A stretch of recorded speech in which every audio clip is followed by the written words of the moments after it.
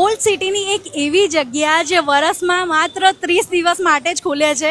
Old સિટીમાં જે લોકો રહે છે એ લોકોને તો આ જગ્યા વિશે ખબર છે, પણ શું તમને ખબર છે? આજે આપણે આવી ગયા છે રાયપુરમાં સૌરાષ્ટ્ર ફરસાણ હાઉસ, જે માત્ર શ્રાવણ માસ નિમિત્તે 30 દિવસ માટે જ આ દુકાન ખુલે છે, ખાલી બફળા માટે.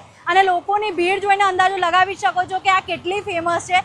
અને સૌથી ખાસ વાત તો એ છે કે જેટલા પણ કસ્ટમર આવે, જેટલી પણ ભીડ હોય, અહીંયા બફળા લાઈવ ગરમા ગરમ બનાવીને જ આપશે.